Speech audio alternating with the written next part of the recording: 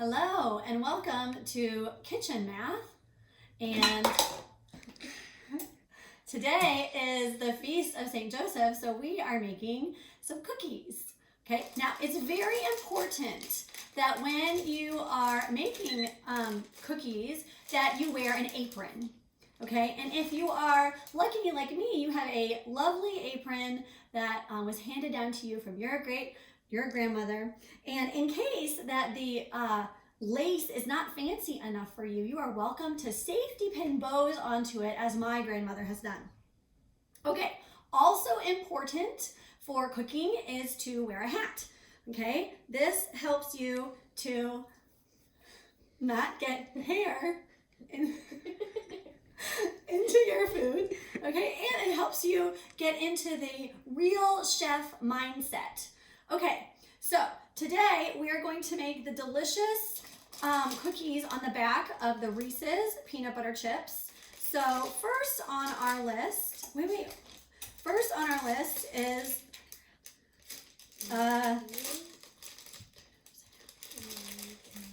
there it is. Okay, first we are supposed to stir together flour, cocoa, baking soda, and salt. Okay, so there's the flour. We need the small bowl for that. Okay, we'll pour everything into the big bowl later. Okay, now, if this was Martha Stewart, she would have everything already out for you.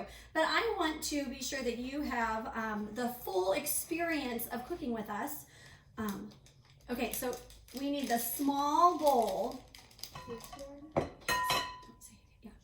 Okay, and now, as you may know, in real life, in case you thought YouTube was real life, it is not. In real life, I am a math teacher. So one of the things that I love to do with my children is to do kitchen math. And this is the best way to really help people understand fractions. So I encourage you to do this activity with your children and be able to like double your recipe or half your recipe. It really helps with fraction work. Okay, so I'm gonna push this big bowl away and bring the small bowl close to me, and we're gonna start with the flour, okay? It says on the recipe to use 1 cup of flour. Okay, now I, along with my kitchen math, I like to hide my measuring cups, and so we are doing everything today with just 1 measuring cup, the 1/4 cup measuring cup. So if I need a cup of flour, I'm going to use 4 1/4 cups of flour.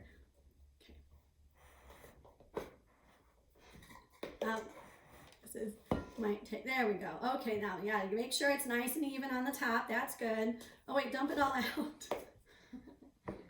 Okay, good. Now, as you can see, I am a very messy baker. This is not new, okay? My husband regularly gives me trouble for this.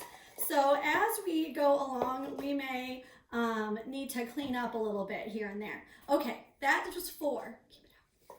Okay, so now push that away. Now, the flour. We need to push the flour away because we are done with that. Next, we are going to use 6 tablespoons of the baking cocoa. I'm sure this will not be messy at all. Okay. All right, now put the lid back on the flour so that it doesn't get any messier. Yeah, okay. So tablespoons. Now, it is very important to during this time to do our best to not to be clean. So you have to touch your nose. You should use your elbow. You should not touch your face, right? Wash your hands before you bake. All those good things. We have already done that. We don't need to show you how to do that. Okay, so we need a tablespoon. Also, very important when you are baking is to make sure that you are using the correct units. Meaning that if you, those little letters after the numbers are called units. So if it's a cup, it uses a C. Okay, this is 1. That's 1. Okay, and if it's a big T, it'll be tablespoons. If it is a small t, it will be teaspoons. Now, it's very important to do that. We'll get to that in a moment, why that is important. We have learned from experience. It's very important to look at your units. Okay. Okay, so we're consolidating yes, okay, so we make sure that it's a nice level tablespoon. Okay, that's 2. All right, dump it out, dump it out. Sometimes it gets stuck in there. Good job. Okay, so yes. Okay, 2, 3. Oh wait, dump it out. Sometimes it takes a little help there. Okay, 4. Make sure they're level. Okay, again, very important that you have clean hands. Okay, 5. Let's do 1, 5. Okay, this is number 5. Don't be ashamed if you make a mess, okay? The best of us make a mess when we cook. And one last one, okay, number 6. Okay, now push everything away from the edge so that you don't have a whole big mess of cocoa later, because, yeah, you don't want everything that.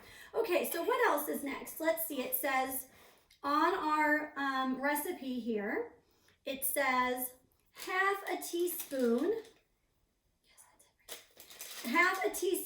of baking soda. Okay, so again, moms at home, if you are trying to help your children learn fractions, it's good to use just like a quarter so that you know that you're supposed to use 2 1/4 teaspoons to get a half teaspoon of baking soda. Oh, that's nice. Do you see how we use the top as a leveler? Very nice, very good. Okay, that's a helpful tip. Okay, very good. Okay, now we also need a 1/4 teaspoon of salt. A 1/4 teaspoon of salt. Okay, so now sometimes, you know, especially if you use salted butter, maybe you omit the salt. I like to use salted butter, so all is good there. Okay, that's close enough, yeah. Okay, good job. We are not having to do this just perfect, so okay, very good. Let's see what comes next. All right, now we need okay, so first we're going to stir this together. So we have a spoon here. We have a spoon, and we're going to stir this together to make sure all of this stuff is mixed. Okay, now it's important when you stir that you hold on to the bowl, because and that'll also be important later when we use the beater. All right, very nice. Okay, so that's pretty good. All right, so now we're gonna bring this big bowl toward us and work on the other stuff to cream first. Okay, so let's see, then it says beat butter. Okay, our butter is in the microwave, so we will be right back. All right, welcome back. We are now doing the wet items for our cookies today. And so first we are going to put the butter into our, we've already melted that. We like to have it melted. It just is easier to mix that way. So we put the butter in, okay? And then we need a cup of sugar. So we're gonna go ahead and use this 1/4 cup again to get an entire cup of sugar. So we will need 4 1/4 cups of the sugar.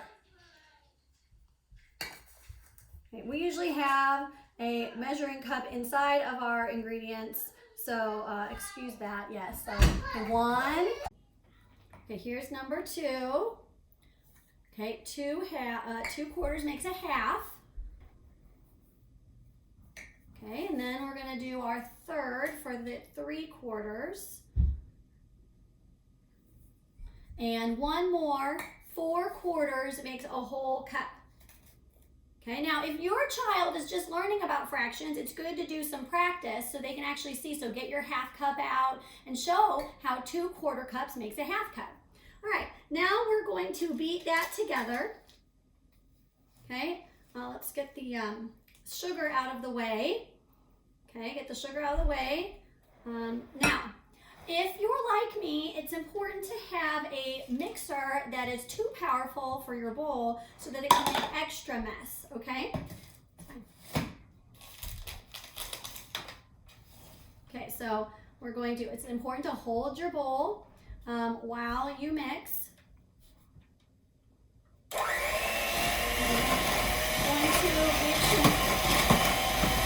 Turn the bowl a little bit to make sure all the parts are mixed.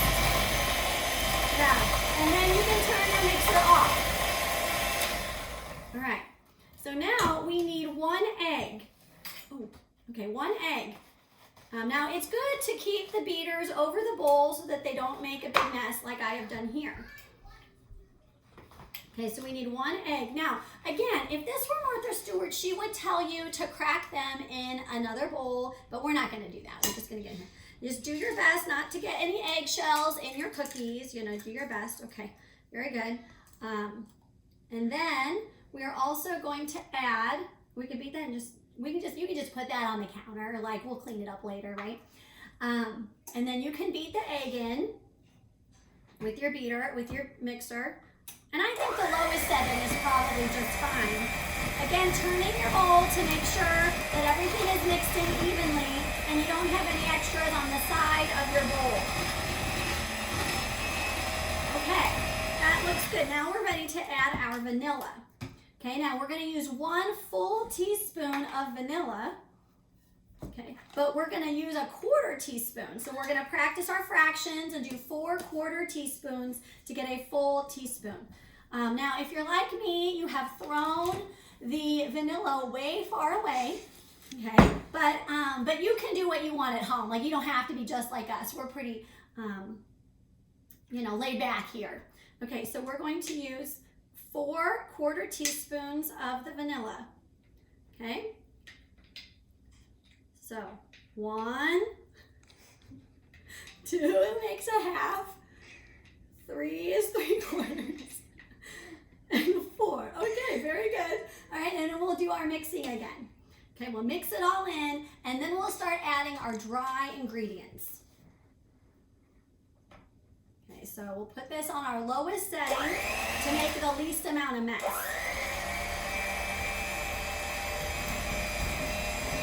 Make sure you turn the bowl as I am doing here to get everything off the sides. All right, now we're ready to add our dry ingredients, and we'll add it a little bit at a time. Okay, so we'll get our other bowl of our cocoa and our flour.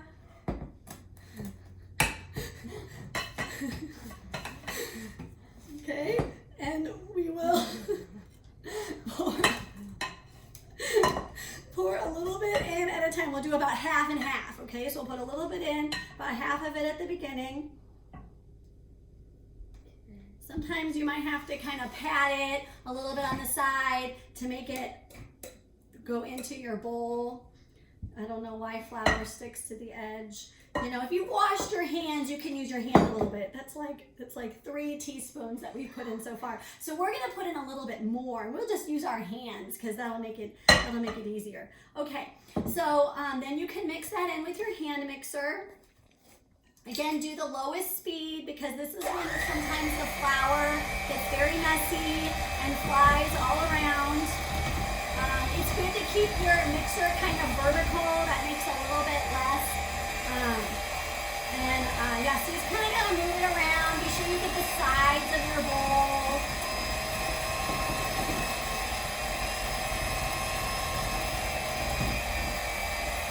So when you are satisfied with the way you have mixed so far, then you'll grab the rest of your dry ingredients and pour that into the bowl.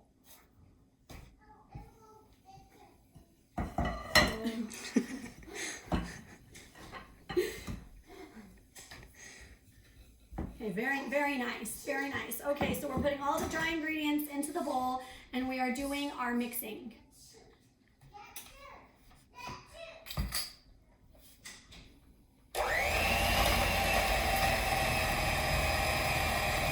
Now that you have successfully mixed your ingredients together, it's time to add your chips. Today, we are using Reese's peanut butter chips and some Hershey's dark chocolate chips left over from a previous project. It's already open. It's already open. Okay, so while I'm dumping these in, and then we will stir them with a spoon, I want to get back to those units that you have on your ingredient list. When it says little t, that means a teaspoon, okay? Very important, because if you decide to put in, instead of a half a teaspoon of baking soda, if you choose to put in a 1/2 cup of baking soda, it will not turn out well. We have tried this in the past. It has not gone well.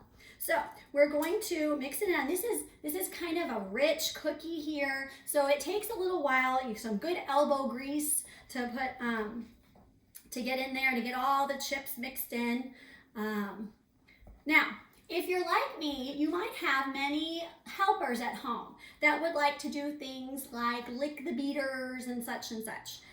I always allow my children to lick the beaters. I know that that's very controversial. I'm probably supposed to say that you shouldn't eat raw eggs, but we do. And anyway, we're inside for the next unforeseeable future. So if we ever have, if things don't go well, we'll have plenty of time just to be at home and let things pass.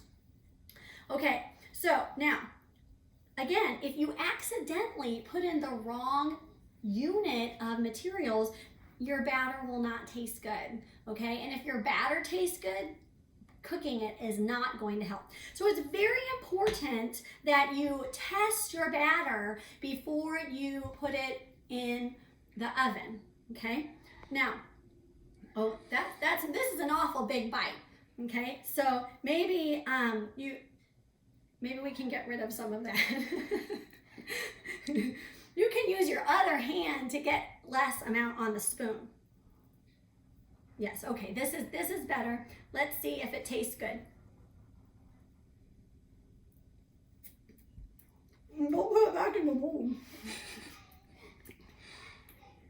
She said don't put it back in the bowl.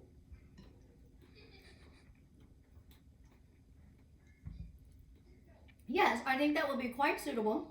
So then you get a different spoon. You don't use the same spoon you just licked off of. And you're going to put